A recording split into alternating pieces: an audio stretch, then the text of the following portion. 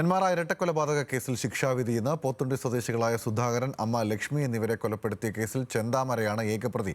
Palakkad additional ജില്ലാ sessions കോടതിയാണ് കേസിൽ വിധി പറയുന്നത്.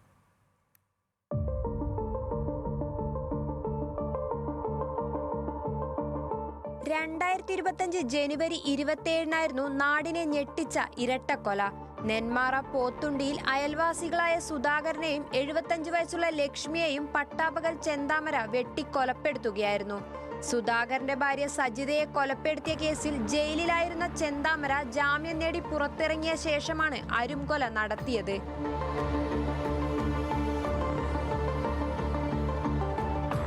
കൊലപാതകത്തിന് ശേഷം ഒളിവിൽ പോയ ചെന്താമരയെ പോലീസും നാട്ടുകാരും നടത്തിയ തെരച്ചിലിനൊടുവിൽ തൊട്ടടുത്ത ദിവസം രാത്രി സമീപത്തെ മാട്ടായി വനമേഖലയിൽ നിന്ന് സാഹസികമായി പിടികൂടി. കോടതിയിൽ ഹാജരാക്കിയ പ്രതി കുറ്റം സമ്മതിച്ചു. തന്നെ വേഗം ശിക്ഷിക്കണമെന്ന് ആവശ്യപ്പെട്ട് നാടകീയ രംഗങ്ങൾ സൃഷ്ടിച്ചു. പോലീസ് തെളിവെടുപ്പിനിടെ ചെന്താമര നാട്ടുകാരെ ഭീഷണിപ്പെടുത്തി. ഫെബ്രുവരി 19 സജിത കൊലപാതക കേസിൽ ചെന്താമരയുടെ ജാമ്യം കോടതി റദ്ദാക്കി.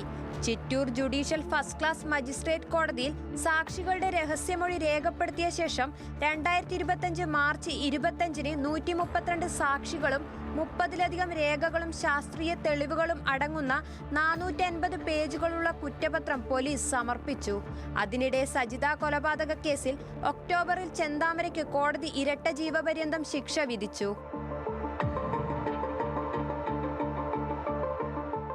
2026 ഫെബ്രുവരി 23 മുതൽ മെയ് 6 വരെ നടന്ന വിചാരണയിൽ 82 സാക്ഷികളെ വിസ്തരിച്ചു. ഇവരിൽ 4 പേർ കൂറുമാറി. അച്ഛനെയും അമ്മയെയും മുത്തശ്ശിയെയും കൊലപ്പെടുത്തിയ പ്രതിക്ക് പരമാവധി ശിക്ഷ നൽകണമെന്ന് സുധാകരന്റെയും സജിതയുടെയും മക്കൾ പറയുന്നു. ഉള്ളിൽ പേടി തന്നെ ഉണ്ട്. പുറത്തിറങ്ങുമ്പോഴായാലും അയാളിനെ പോലുള്ള രൂപങ്ങൾ കാണുമ്പോൾ നമുക്ക് മനസ്സിലൊരു നല്ല പേടിയുണ്ട്. ഇനിയും പുറത്തിറങ്ങുമോ, ഇനി ആരെയാണ് അയാൾക്ക് എന്ന് പറയുമ്പോൾ അയാൾക്കൊരു പേടിയില്ല. അയാൾ ഇനി ഇറങ്ങിക്കഴിഞ്ഞാൽ ആരെങ്കിലുമൊക്കെ കൊല്ലും. അയാൾക്ക് ഇനി പരോളില്ലാണ്ട് ഇരിക്കണം, അതാണ് നമ്മൾക്ക് ഏറ്റവും. ഇനി അയാൾ ഇനിയും വെളിയിലിറങ്ങിയ ആരെങ്കിലും അയാൾ എന്തെങ്കിലും ചെയ്യും. ജില്ലാ അഡീഷണൽ സെഷൻസ് കോടതി ജഡ്ജി കെന്നത്ത് ജോർജാണ് ഇന്ന് കേസിൽ വിധി പറയുക. ന്യൂസ് മലയാളം, പാലക്കാട്.